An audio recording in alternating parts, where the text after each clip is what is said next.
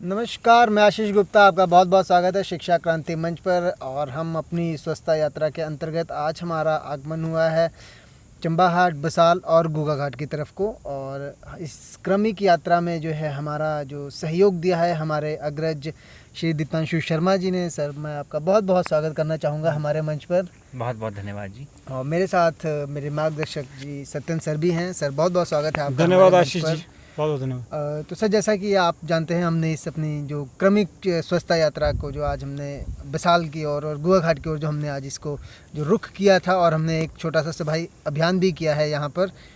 और साथ ही साथ हमने जो है अपनी जो संवाद भी किया है आपस में। तो जो हमारे यहाँ संवाद का जो विषय था वो था कि हम जो है इस तकनीक के जो साधन का है हम किस प्रकार से सदुपयोग कर सकते हैं, या इसका दुरुपयोग से हम किस तरह से बच सकते हैं। तो मैं चाहूँगा कि आप जो है हमारे व्यूवर्स को भी उस संवाद के जो है एक जो संक्षिप्त में और इसका एक सार बताएं, ताकि जो है हम अपने जो हमारी जो युवा पीढ़ी है हम उसे एक अच्छा संदेश दे सकें।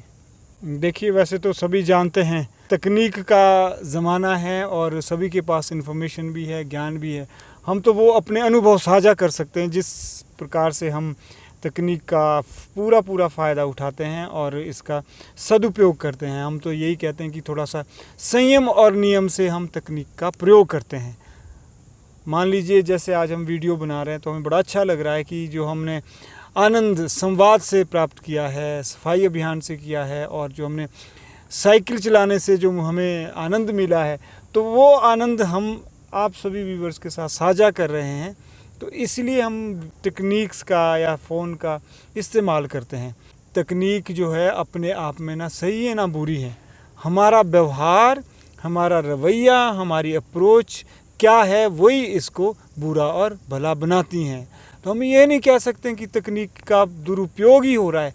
लेकिन हाँ, ये बात सही है कि जब हम सुनते हैं कि अमेरिका जैसी कंट्री में, वॉशिंगटन में ऐसी कंपनीज बनती जा रही हैं जो कि लोगों को स्मार्टफोन से दूर ले जाए, तो ज़रा खतरे की घंटी ज़रूर यहाँ भी बजनी शुरू हो जाती है कि नो डाउट हमारे सामने भी वो समस्या आ रही हैं, बहुत सारे जो एडिक्शन हो रही हैं, लेकिन उतनी ज़्यादा नहीं कि एक कंपनी बनानी पड़े और लोगों को स्मार्टफोन से दूर ले जाने पड़े। तो इससे पहले कि वो नौबत आए, हमें अपना ध्यान रखना होगा और सेल फ़ोन का सृजनात्मक कार्यों में ज़्यादा से ज़्यादा प्रयोग करें। दीपांशु जी, आपका क्या विचार है हमारे इस आज की जो संवाद जो हमारा हुआ है इस तकनीक के दुरुपयोग और सदुपयोग के ऊपर? जी देखिए, आजकल सूचना प्रौद्योगिकी का ज़माना है, और जो आजकल हमारे पास एक बहुत ही अच्छा एक साधन हमें प्राप्त हुआ है जो कि हमारी पिछली पीढ़ियों में किसी के पास भी नहीं था। ये लगभग एक दशक पुराना ही है कि सब लोग सूचना प्रौद्योगिकी से जुड़े हैं, और सोशल मीडिया का ज़माना है। हर एक आदमी के पास अपना एक साधन है अपने विचारों को सभी लोगों तक पहुंचाने का। तो ये एक बहुत बड़ा संबल प्राप्त हुआ है सभी को। तो इसका जो उपयोग है हमें सावधानी से करना चाहिए, इसका दुरुपयोग से हमें बचना चाहिए। क्योंकि आजकल हम देखते हैं कि जो लोग एक्सेसिवली इसका उपयोग करते हैं वो कहीं ना कहीं अवसाद से ग्रस्त हो जाते हैं, और कहीं ना कहीं वो अपना समय भी दुरुपयोग करते हैं। तो अपने समय को बचाने के लिए, उसको सही जगह पर लगाने के लिए इसका कम से कम उपयोग करें, और जो कम उपयोग भी करें उसको भी सही मायने में उसका उपयोग करें, अच्छे कार्य के लिए उपयोग करें। जैसा कि सर अक्सर आप कहते हैं कि हम सिर्फ मुंह से ही नहीं खाते हैं, हम आँखों से और कान से भी खाते हैं। तो क्या ऐसा मानना या ऐसा कहना उचित होगा कि हमें जो है सिर्फ अन्न का ही व्रत नहीं बल्कि स्मार्टफोन का भी व्रत करना चाहिए? जी बिल्कुल, हमें बिल्कुल करना चाहिए। आपके सामने उदाहरण है कि ये सिर्फ मौन व्रत ही नहीं करते, फ़ोन व्रत भी करते हैं। यह सिर्फ अन्न व्रत ही नहीं करते, मौन व्रत भी करते हैं, फ़ोन व्रत भी करते हैं। और अगर वाणी में ही करें, विचारों में ही करें, तो व्यवहार में भी कल ज़रूर करेंगे, ऐसा मेरा मानना है। तो हमें करना चाहिए, क्योंकि आपने देखा होगा कि जब हम कान से भी भोजन ले रहे हैं, अनेक प्रकार की चीज़ें सुन रहे होते हैं, तो कहीं ना कहीं हमारी मानसिकता का निर्माण हो रहा होता है, हमारे अप्रोच का, हमारी रवैया का, जो हमारा दृष्टिकोण बन रहा होता है। जैसे हमारा दृष्टिकोण आँखों से भी बनता है, दृष्टि से भी बनता है, और सुनने से, श्रवण से भी बनता है जी। तो वो भोजन ही है एक तरह से। तो हमें जागरूक रहना चाहिए, क्योंकि भोजन के प्रति अगर हम जागरूक रहेंगे तो अन्न से ही तो हमारा शरीर बना है। शरीर माध्यम खलु धर्म साधन, शरीर के माध्यम से भी हम सफाई अभियान भी कर सकते हैं, आत्म तत्व तक भी पहुंच सकते हैं और जीवन को भी आनंदपूर्वक जी सकते हैं। तो सर बहुत बहुत धन्यवाद आपका हमारे इस प्रश्न और हमारे व्यूवर्स को जो है एक संदेश देने के लिए।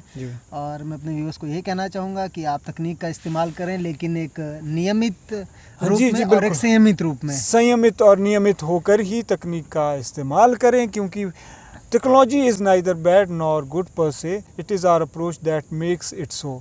कि हमारा दृष्टिकोण क्या, नज़रिया क्या है विज्ञान, तकनीकी विज्ञान इंसान के हाथ एक चाकू की तरह। हम चाहें तो उपयोग करें चाकू का एक डॉक्टर की तरह जान बचाने के लिए, हम चाहे तो दुरुपयोग करें चाकू का जान लेने के लिए एक डाकू की तरह। और जान लेना ही तो है, बहुत बढ़िया। अपनी जान से खिलवाड़ करना है। अपने जब हर कुछ खाना, हर कुछ जो भी देखना है वो दिखाया जा रहा है, वही खा रहे हैं, तो एक तरह से जान का मतलब ये नहीं कि प्राणी चले जाए। जी जी जी, एक जीवंत होकर ना जीना, चैतन्य होकर ना जीना, आनंद पूर्वक ना जीना भी तो मृत प्राय ही कहलाना है, मुर्दा हो जाना ही तो कहलाता है। तो हमें जीवंत होकर, चैतन्य होकर ही जीना चाहिए। वह तब संभव है जब हम तकनीक का स्वागत करें, लेकिन अपने विवेक से, बुद्धि से संयमित होकर और नियमित होकर, जैसा आपने कहा आशीष जी। बहुत बहुत धन्यवाद जी, बहुत बहुत धन्यवाद दीप्तांशु जी, आपका भी बहुत बहुत धन्यवाद हमारी इस क्रमिक यात्रा का हिस्सा बनने के लिए।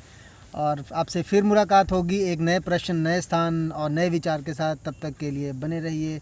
जय हिंद, जय भारत, जय विश्व।